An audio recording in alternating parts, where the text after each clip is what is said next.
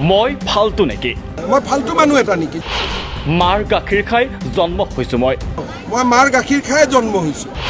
মই যদি কেছ দিওঁ ক'ত যাব কংগ্ৰেছীসকল? মই এতিয়া যেতিয়া কেছ ঢালিম কংগ্ৰেছবিলাক ক'ত যাব? এয়া ৰাজ্যৰ সাংবিধানিক পদত থকা এগৰাকী মুখ্যমন্ত্ৰীৰ ভাষ্য। বিৰোধীক প্ৰত্যুত্তৰ দিবলৈ গৈ তৰল আৰু নিম্নৰুচি সম্পন্ন মন্তব্য মুখ্যমন্ত্ৰীৰ মুখত। দৰাচলতে ক্ষমা খুজিবলৈ কংগ্ৰেছে ২৪ ঘণ্টা বান্ধি দিছিল মুখ্যমন্ত্ৰী হিমন্ত বিশ্ব শৰ্মাক। কংগ্ৰেছৰ সময়ত মহিলাই সতীত্বৰ বিনিময়ত চাকৰি লাভ কৰা বুলি মন্তব্য কৰিছিল মুখ্যমন্ত্ৰীয়ে। মুখ্যমন্ত্ৰীৰ এই মন্তব্য নাৰী সমাজৰ প্ৰতি চৰম অপমানজনক বুলি উল্লেখ কৰি কংগ্ৰেছে মুখ্যমন্ত্ৰী হিমন্ত বিশ্ব শৰ্মাক বান্ধি দিছিল ২৪ ঘণ্টা সময়। ২৪ ঘণ্টাৰ ভিতৰত ক্ষমা নুখুজিলে কংগ্ৰেছে ন্যায়ালয়ৰ দ্বাৰস্থ হোৱাৰ হুংকাৰ দিছিল। পিছে বুধবাৰে কংগ্ৰেছক প্ৰত্যুত্তৰ দিবলৈ গৈ মুখ্যমন্ত্ৰী হিমন্ত বিশ্ব শৰ্মাৰ মুখত শুনা গ'ল এই নিম্নৰুচি সম্পন্ন মন্তব্য।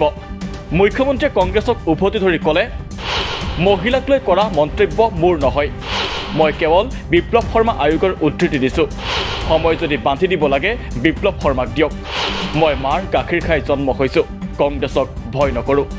মোক সময় দিব ক'ৰ পৰা এইটো বস্তু বুজি পালে? মই ফাল্টু মানুহ এটা নেকি যে মোক সময় দিব? কাক সময় দিব লাগে? ৰাকেশ পালক সময় দিব লাগে? ৰাকেশ পালক একো কৰিব নোৱাৰে একেলগে লুটি পুটি খোৱাৰ কাৰণে, আৰু মোক ভয় খুৱাব খোজে। মই কংগ্ৰেছৰ ভয় নাখাওঁ, মই মাৰ গাখীৰ খাই জন্ম হৈছোঁ। মুখ্যমন্ত্ৰীৰ অভিযোগ, ৰাকেশ পালৰ লগ হৈ লুটি পুটি খাইছিল কংগ্ৰেছে। সেই ৰাকেশ পালৰ বিৰুদ্ধে নীৰৱ কংগ্ৰেছ। গৌৰৱ গগৈকো কটাক্ষ কৰি মুখ্যমন্ত্ৰীৰ মন্তব্য। ৰাকেশ পালৰ পৰা বিয়াত সোণৰ গহনালৈ নিযুক্তি দিয়াৰ কথাটো আয়োগৰ প্ৰতিবেদনত আছে। কমিটিৰ ৰিপৰ্টত লিখা আছে যে সোণৰ গহনা কাবাৰ বিয়াত প্ৰেজেণ্ট দিলোঁ, আজিলৈকে নাই লোৱা বুলি কৈছে। আনহাতে মহিলাৰ প্ৰতি চৰম অপমানসূচক মন্তব্যৰ বাবে মুখ্যমন্ত্ৰী হিমন্ত বিশ্ব শৰ্মাক গ্ৰেপ্তাৰৰ দাবী জনালে ৰাইজৰ দলৰ সভাপতি অখিল গগৈয়ে। মই ভাবোঁ যে অসমৰ মুখ্যমন্ত্ৰীয়ে অসমৰ মহিলাসকলৰ ওপৰত যি মন্তব্য প্ৰকাশ কৰিছে তাৰ পাছত আচলতে অসমৰ মুখ্যমন্ত্ৰী গ্ৰেপ্তাৰ হ'ব লাগে।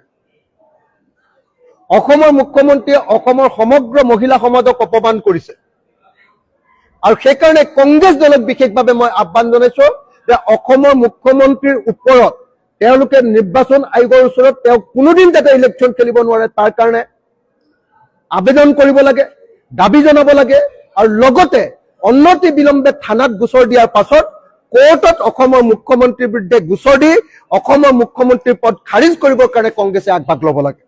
আৰু লগতে মই অসমৰ সমগ্ৰ অসমৰ মহিলা সমাজক, বিশেষকৈ নাৰী সংগঠনসমূহক আহ্বান জনাইছো, মহিলা সংগঠনসমূহক আহ্বান জনাইছো যে সকলোৱে মিলি অনতি বিলম্বে মুখ্যমন্ত্ৰী হিমন্ত বিশ্ব শৰ্মাক গ্ৰেপ্তাৰ কৰিব লাগে বুলি ৰাজ্যজুৰি আন্দোলন কৰি তুলিব লাগে, কাৰণ মুখ্যমন্ত্ৰীয়ে সমগ্ৰ অসমৰ মহিলা সমাজক অপমান কৰিছে। উল্লেখ্য যে মুখ্যমন্ত্ৰীৰ মুখত তৰল শব্দ এয়াই প্ৰথম নহয়। কেতিয়াবা যদি শিক্ষাগুৰু, কেতিয়াবা বুদ্ধিজীৱী আৰু কেতিয়াবা আমোলা বিষয়া আৰু বিৰোধীক এই তৰল শব্দ ব্যৱহাৰ কৰা দেখা পোৱা যায় মুখ্যমন্ত্ৰীক। ফলত এতিয়া প্ৰশ্ন উত্থাপন হৈছে, মুখ্যমন্ত্ৰীৰ চকীৰ মৰ্যাদা ৰাখিব পৰা নাই নেকি হিমন্ত বিশ্ব শৰ্মাই?